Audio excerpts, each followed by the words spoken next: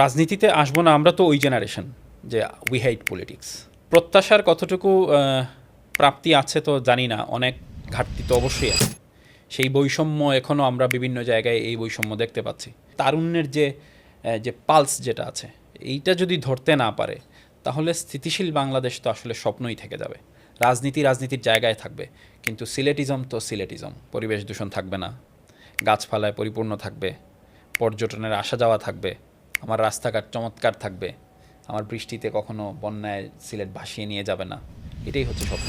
বাংলাদেশে যখন সংকট ঘনীভূত হয় তখনই তরুণরা সামনে আসেন, খাদের কিনারে পড়ে থাকা বাংলাদেশকে টেনে তুলেন তাদের সাহসী নেতৃত্বে।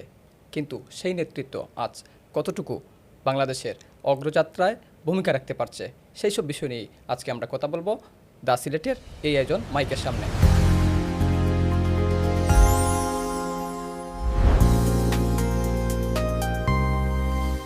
প্রিয় দর্শক, তরুণদের রাজনীতি কোন পথে তারুণ্য, এ বিষয়ে কথা বলার জন্য আজকে আমাদের স্টুডিওতে যুক্ত হয়েছেন সিলেট মহানগর এনসিপির সিনিয়র যুগ্ম সদস্য সচিব প্রকৌশলী আদনান তাইয়েব। স্বাগত জানাচ্ছি দ্য সিলেটের এই আয়োজনে। কেমন আছেন? অসংখ্য ধন্যবাদ আপনাকে। আলহামদুলিল্লাহ ভালো আছি। ভালো আছেন আপনি? নিশ্চয়ই আমরাও ভালো আছি। প্রথমেই জানতে চাই যে জাতীয় নাগরিক পার্টি এনসিপির কার্যক্রম কেমন চলছে, বিশেষ করে সিলেটের যে কার্যক্রম। আমরা সবাই তো জানি যে জাতীয় নাগরিক পার্টি এনসিপি হচ্ছে বাংলাদেশের একটি নতুন রাজনৈতিক দল। তো নতুন রাজনৈতিক দল হিসেবে কার্যক্রম বলতে যেটা বোঝা যায় সেটা হচ্ছে যে আমরা সিলেট যে কমিটিগুলো আসছে, এই কমিটিগুলোর মাধ্যমে আমরা চাচ্ছি যে একদম তৃণমূল পর্যায় পর্যন্ত যাতে আমাদের কমিটিগুলো আমরা বিস্তৃত করতে পারি। আমাদের মূল টার্গেট হচ্ছে এটাই। এই টার্গেটটাকেই সামনে নিয়ে আমরা এগিয়ে যাচ্ছি। এখন মোটামুটি আলহামদুলিল্লাহ বেশ কিছু লোকাল কমিটি আছে আমাদের। আমরা হয়তো আরও তৃণমূলে যাওয়ার চেষ্টা করতেছি। এটাই আমাদের কার্যক্রম। এইটা যদি কার্যক্রম হয় তাহলে এই কার্যক্রমটা আমাদের পুরোদমই চলতেছে আলহামদুলিল্লাহ। এনসিপি যেহেতু তরুণদের দল, সেই ক্ষেত্রে তো আপনারা অবশ্যই তরুণদের প্রাধান্য দিয়ে আপনারা কাজ করছেন। তো সিলেটে আসলে জনসংখ্যার বড় একটি অংশই তরুণ। তো এই তরুণদের নিয়ে আপনারা গত 2 বছরে গণঅভ্যুত্থানের পরবর্তী সময় থেকে এখন পর্যন্ত আসলে স্পেসিফিকলি যদি বলেন আসলে কী কার্যক্রম আপনারা করেছেন? যেহেতু আমরা সবাই এখানে তরুণ, জাতীয় নাগরিক পার্টি এনসিপি সিলেট মহানগর এবং জেলা কমিটি যখন আসে, আহ্বায়ক কমিটি, এই কমিটিতে আমাদের 90-95% তরুণ ছিল। তরুণদের মধ্য থেকেই প্রতিনিধিত্ব করা হচ্ছে। তো দেখা গেছে যে আমরা আমাদেরকে নিয়েই দেখা গেছে আমরা যে প্রোগ্রামগুলো করতাম সেখানে চাইতাম যে আমাদের তরুণ সমাজ যাতে আমাদের সাথে সম্পৃক্ত হয়। যেহেতু আমরা ইনভলভ ছিলাম, আমাদের ফ্রেন্ড সার্কেল যারা ছিল, আমাদের শুভাকাঙ্ক্ষী যারা ছিল, তারা সবাই ম্যাক্সিমামই তরুণ ছিল। তো তারাই আমাদের সাথে সম্পৃক্ত হচ্ছে বা হওয়ার জন্য মানে আশা প্রকাশ করতেছে। তো এইটাই হচ্ছে মূলত তরুণদেরকে নিয়ে আমাদের এগিয়ে চলা। গণঅভ্যুত্থানের পরবর্তী সময়ে আপনাদের রাজনৈতিক দলটি আপনারা যাত্রা শুরু করেছেন। তখন একটি বেশ সাড়া ছিল, আমরা সিলেটেও দেখেছি আপনাদের যে 2025 সালের জুলাই পদযাত্রা, সেখানে ব্যাপক মানুষের অংশগ্রহণ ছিল। তো সেটি আসলে ধীরে ধীরে 2 বছরের মাথায় এসে আপনি কি মনে করেন সেই জনসমর্থন কিংবা মানুষের যে আস্থার জায়গাটি, সেই জায়গাটি আসলে এখন কোথায় দাঁড়িয়ে আছে? আস্থার জায়গা হয়তো দেখা গেছে যে যে যে আকাঙ্ক্ষা ছিল, সেই আকাঙ্ক্ষা হয়তো আমরা 100% ধরে রাখতে পারিনি। এইটা হতে পারে যে আমাদের যে নতুন দল হিসেবে আমাদের অভিজ্ঞতার অভাব আছে। আমরা সেই অভিজ্ঞতা অর্জন করছি আস্তে আস্তে ধীরে ধীরে, এবং আস্তে আস্তে চেষ্টা করব সবার আকাঙ্ক্ষার যে রাজনীতি, সেই রাজনীতিকে ফিরিয়ে আনার, এটাই আমাদের চেষ্টা থাকবে। পাশাপাশি যেটা হচ্ছে যে হঠাৎ করে নতুন দল শুরু করার 1 বছরের মাথায় আমাদের নির্বাচনে অংশগ্রহণ করা, এবং এই নির্বাচন পরবর্তী আবার দেশের যে পরিস্থিতি, এই পরিস্থিতিতেও বিরোধী দল হিসেবে আমাদের যে অ্যাক্টগুলো করা দরকার, সেই অ্যাক্ট, পাশাপাশি দলকে বড় করার জন্য, দলকে বিস্তৃত করার জন্য যে কার্যক্রম, সবগুলা মিলিয়ে দেখা যাচ্ছে যে আমরা এখনও পর্যন্ত পুরোপুরি স্টেবল হতে পারিনি। এই স্টেবিলিটি নিয়ে আসার জন্য আমাদের আরও অনেক কাজ করতে হবে। সো যখন আমরা তৃণমূল পর্যায় পর্যন্ত আমাদের কমিটি বিস্তৃত হবে এবং আমরা আস্তে আস্তে যখন একটা স্টেবল কমিটি হবে, সব জায়গায় আমাদের কর্মী বান্ধব পরিবেশ কর্মীরা থাকবে, তখন হয়তো আমরা ধীরে ধীরে এই যে আকাঙ্ক্ষার যে রাজনীতি, তরুণ সমাজের যে আকাঙ্ক্ষার রাজনীতি, সেই রাজনীতির চর্চা তখন থেকে শুরু হবে। এখন মূলত আমরা ক্রেজি গ্রেভিং যেটাকে বলে, যে আমরা এখন আছি যে দলটাকে একটু বিস্তৃত করতে হবে, তৃণমূল পর্যায়ে নিয়ে যেতে হবে। আপনি যেহেতু নির্বাচনের কথা বলছেন, একটু পেছনে ফিরতে চাই। জাতীয় সংসদ নির্বাচনে সিলেটের 19টি আসনের মধ্যে আপনাদের উল্লেখযোগ্য সংখ্যক প্রার্থী বা সম্ভবত কোনো আসনেই আপনাদের প্রার্থী আপনারা দিতে পারেননি বা জোটের কারণে হয়নি, সেটি আসলে কেন? আপনাদের এত বড় দল বা গণঅভ্যুত্থানের পরবর্তী সময়ে এই দলের সিলেট বিভাগে, সিলেট একটি গুরুত্বপূর্ণ একটি অঞ্চল বাংলাদেশের মধ্যে, তো সেই জায়গায় আসলে আপনাদের প্রার্থী না থাকাটি আসলে আপনারা কীভাবে সেটি দেখেন? এইটা আসলে আমরা যারা নেতাকর্মী যারা ছিলাম আমরাও মর্মাহত হয়েছি। আমরা চেয়েছিলাম যে সিলেটে একটা অ্যাটলিস্ট ভালো একটা আসন যদি আমাদেরকে দেয়া হতো, তাহলে হয়তো আমরা নেতাকর্মী যারা আছে এরা একটু উজ্জীবিত হইতো, নির্বাচন কেন্দ্রিক তাদের একটা উৎসাহ উদ্দীপনা ছিল, এটা হয়তো বাড়তো। তো যাই হোক, সর্বোপরি কথা হচ্ছে যখন আমরা রাজনীতির কথা বলবো, রাজনীতির মাঠে যখন থাকবে এবং নির্বাচন যখন থাকবে মুখ্য বিষয়, তখন আসলে ওই যে আবেগ দিয়ে আসলে আমাদেরকে এগিয়ে গেলে হবে না। সেখানে অনেক ক্যালকুলেশন, অনেক হিসাব নিকাশ করেই আমাদের আগাতে হবে। সিলেটে যারা 11 দলীয় জোটের শীর্ষ নেতা সিলেটের, তাদের মধ্যে আপনাদের কমিউনিকেশন, যোগাযোগটা কেমন? কেন এই কথা বলছি, কারণ সাম্প্রতিক সময়ে এনসিপির যে জুলাই পদযাত্রা ছিল, আমরা সেখানে দেখেছি যে বেশ কিছু সংঘাত, সহিংসতার ঘটনা ঘটেছে। তো সেখানে আসলে আপনারা 11 দলের সমন্বয়ে আপনারা কাজ করা বা আপনাদের যারা বর্তমানে বিরোধী হিসাবে আপনারা যাদেরকে দেখছেন সরকার দলীয় বিএনপি, তো সেই জায়গা থেকে আসলে আপনারা কোঅপারেটিভ আসলে কীভাবে করেন? আচ্ছা, আমি একটু অন্যভাবে ব্যাপারটা বলি। ব্যাপারটা হচ্ছে যে জুলাই কেন্দ্রিক আমাদের যে কার্যক্রম ছিল, এই কার্যক্রম সম্পূর্ণ আমাদের দলীয় কার্যক্রম ছিল। এটা 11 দলীয় কোনো কার্যক্রম ছিল না। 11 দলের যে কার্যক্রমগুলো ছিল ওইগুলোতে অন্যান্য যে 10টা দল আছে এইটার সাথে এনসিপিও ছিল সব কিছুতে। কিন্তু জুলাই কার্যক্রম বা জুলাই পদযাত্রা হিসেবে আমরা যেটা দেখে আসছি বা আমরা করে আসছি সিলেটে বা বিভিন্ন জেলায় উপজেলায়, সেটা হচ্ছে সম্পূর্ণ আমাদের দলীয় প্রোগ্রাম ছিল, দলীয় কর্মসূচি। সো দলীয় কর্মসূচিতে তো আসলে যখন আমরা দলীয় কর্মসূচি ঘোষণা করব তখন তো দলের সবাই আসবে, জোটগত কেউ আসার কথা না। কিন্তু কিছু অঞ্চল বোধে কি আপনারা সরাসরি যদি বলি যে বাস্তবতা যেটা, অনেকেই ছাত্রদল বা বিএনপির নেতৃত্ব থেকে যেটি আসলে সামাজিক যোগাযোগ মাধ্যমে সমালোচনা করা হয় যে আপনারা আসলে সিলেটে আসলে জামাতের সহযোগিতা নিয়েছেন। ঠিক আছে, এটা আপনি বলতে পারবেন। আসলে ফেসবুক আর রাজনীতির মাঠ পুরোই ডিফারেন্ট, ভিন্ন। এখন সিলেটে হয়তো আমাদের একটা জোয়ার আছে, এখনও সেটা আছে। তৃণমূল পর্যায়ে যখন আমরা উপজেলা কমিটি দিই, আমরা উপজেলা কমিটিগুলো দিতে গিয়ে অনেক হিমশিম খেয়েছি। আমরা দেখেছি যে মানুষ আসলে কতটা ভালোবাসছে এই তরুণদের এই রাজনৈতিক দলটাকে। তো উপজেলা পর্যায়ে আমি সিলেটের কথা বলছি, সিলেটের উপজেলা পর্যায়ে যে সাড়া আছে আমাদের, এইটা আমরা অনেক আগে থেকেই দেখে আসছি এবং আমরা জানতাম যে আমরা সিলেটে যদি প্রোগ্রাম করি এটা দেখার মতো একটা প্রোগ্রাম এবং জনসম্পৃক্ততা অনেক বেশি থাকবে। তো এটা দেখার পর অনেকেই বিরোধী দল যারা আছে এরা বলতেছে যে মানে এটা বিভিন্নভাবে প্রকাশ করার চেষ্টা করছে যে আসলে এখানে হয়তো অনেকেই প্রক্সি দিচ্ছে।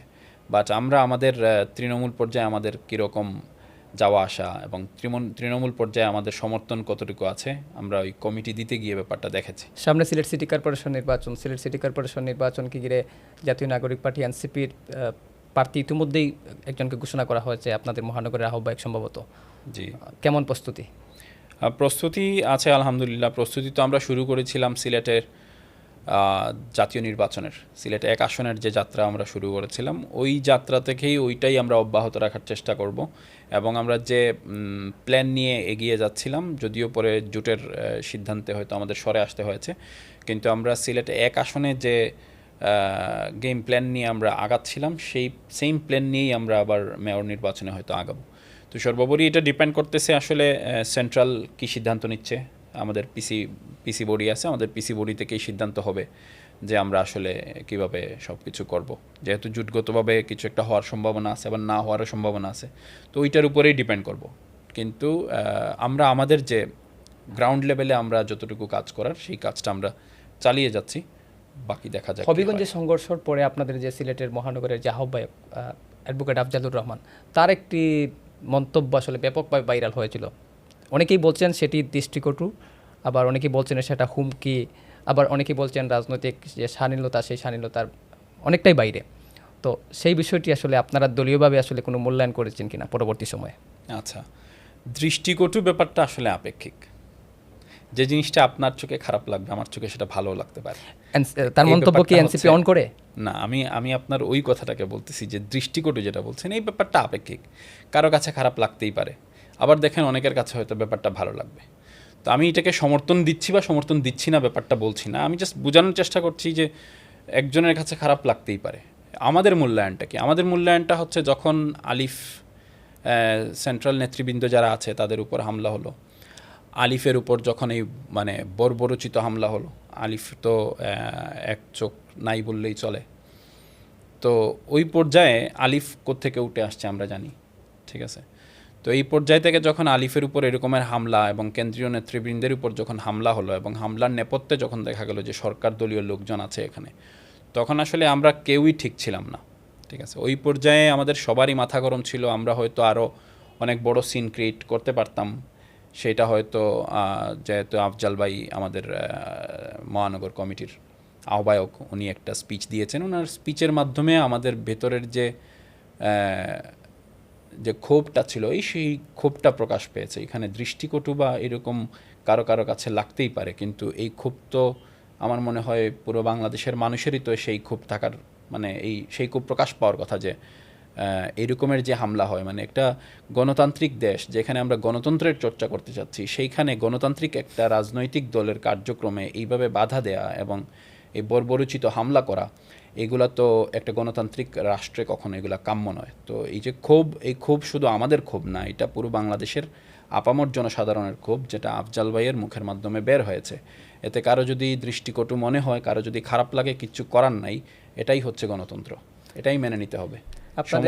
সমর্থন করি না সেটা অন্য বিষয়, কিন্তু ক্ষোভ যদি কেউ ঝাড়তে না পারে, কেউ ক্ষোভ যদি দেখাইতে না পারে, অগণতান্ত্রিক কোনো কার্যক্রমের উপর যদি ক্ষোভ দেখাইতে না পারে, ক্ষোভ দেখানোটাও যদি ভুল হয়ে যায়, তাহলে গণতন্ত্র কোথায় আছে সেটা আমাদের বুঝতে হবে।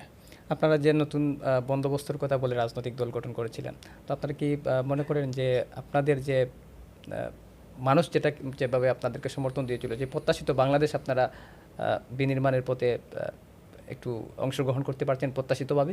দেখুন, নতুন বন্দোবস্ত আসলে কি? আমরা নতুন বন্দোবস্ত বলতে কি বুঝি? একটা সময় ছিল ছাত্ররা বাংলাদেশের যে আমরা যে বাঁকগুলো দেখবো, যে ইতিহাসের যে বাঁকগুলোতে যে পরিবর্তনগুলো এসেছে, সবসময় ছাত্ররা সবসময় রাস্তায় নেমে এসেছে এবং এই পরিবর্তনটা ছাত্রদের হাত ধরেই হয়েছে। কিন্তু যখন পরিবর্তন হয়ে যায়, পরিবর্তিত বাংলাদেশ বা পরিবর্তিত এই ভূখণ্ডের যে রাজনীতি হয়েছে, এই রাজনীতিতে দেখা গেছে যে ছাত্ররা ওই আন্দোলন পর্যন্ত, পরিবর্তনটা করে ফেলা পর্যন্তই তাদের ভূমিকা। এরপরেই দেখা যায় কেউ গাড়ির পেছনে দৌড়ায়, কেউ নেতার পেছনে দৌড়ায়, তখন আর তারা মুখ্য থাকে না, তারা গৌণ হয়ে ওই পেছনের সারিতে পড়ে থাকে। কিন্তু এইবারই হচ্ছে আমরা এটা পাল্টে দিতে পেরেছি। আমরা যারা সম্মুখ সারির ছাত্র নেতা যারা ছিল, যারা বাংলাদেশের 24-এর গণ অভ্যুত্থানে পুরো বাংলাদেশকে নেতৃত্ব দিয়েছিল, পুরো বাংলাদেশের আপামর জনসাধারণকে যে নেতৃত্ব দিয়েছিল, সেই নেতৃত্বই আবার উঠে এসে সংসদে যাচ্ছে। এইটাই তো নতুন বন্দোবস্ত, যে ছাত্ররা শুধু রাজনীতি করবে, পট পরিবর্তন করবে, সমাজের পরিবর্তন করবে এবং পরিবর্তন করে আবার সেই ফিরে যাবে আবার আগের জায়গায়, আবার সেই বড় বড় নেতা যারা আছে সেই নেতার পিছনে পেছনে দৌড়াবে, গাড়ির পেছনে পেছনে দৌড়াবে। এইটা না করে তারা বরং মূলধারার রাজনীতিতে এসে তারাই এখন নেতা হয়ে সংসদে প্রতিনিধিত্ব করছে। এটাই তো নতুন বন্দোবস্ত, এবং সেটাই তো আমরা চাচ্ছি। অনেকেই বলছেন যে এনসিপি মূলধারার যে রাজনীতি, সেই রাজনীতি থেকে অনেকটাই বেরিয়ে এসেছে এবং এনসিপি আসলে পরজীবী রাজনীতি, যেটা অন্যের গাড়ে সোয়ার হয়ে যায় রাজনীতি করা, সেটি কি আসলে এনসিপি করছে কিনা? এইটা তো হচ্ছে যে রাজনৈতিকভাবে ঘায়েল করার জন্য অনেকেই অনেক কিছু বলতে পারে, বাট আমরা তো দেখতে পাচ্ছি সিলেটে আমরা রাজনীতি করছি প্রায় 1 বছরের উপর হচ্ছে। কমিটি আমাদের দল গঠন করার পর থেকেই, বা দল গঠন করার আগে থেকেও আমরা তো, যখন নাগরিক কমিটি ছিল তখন থেকেই আমরা এই সংগঠনের সাথে ইনভলভ। তো তখন থেকেই তো দেখে আসছি আসলে পরজীবী বলুন আর যাই বলুন, আমরা দেখে আসছি আমরা তো স্বাধীনভাবেই কাজ করতেছি, আমরা আমাদের কার্যক্রম স্বাধীনভাবেই পরিচালনা করছি। আমরা কর্মসূচি প্রত্যেক মাসে মান্থলি আমাদের কিছু কর্মসূচি থাকে, এই কর্মসূচি তো আমরাই ফলো আপ করতেছি, আমরাই সব কিছু ফিক্স করতেছি, কী কর্মসূচি দেবো, কী কর্মসূচি দেওয়া যাবে না, কোনটা করব, কখন করব, সব কিছু তো আমরাই ফিক্স করতেছি। আমরা একেবারেই শেষ পর্যায়ে এনসিপি, সিলেট নিয়ে এনসিপির ভাবনা কি, বা সিলেটকে এনসিপি আসলে কোথায় দেখতে চায়? আচ্ছা, সিলেট নিয়ে তো আসলে আমরা যেহেতু সিলেটি, আমাদের সিলেট নিয়ে সবসময় আলাদা একটা চিন্তাভাবনা থাকে এবং আমরা দেখে আসছি যে বরাবরের মতোই সিলেট সবসময় অবহেলার একটা জায়গা, সবাই অবহেলা করে। এবং আমাদের মধ্যে এইটাও ছিল যে এই জুটেও দেখা গেল যে এনসিপি সিলেটে একটু অবহেলিত হয়েছে।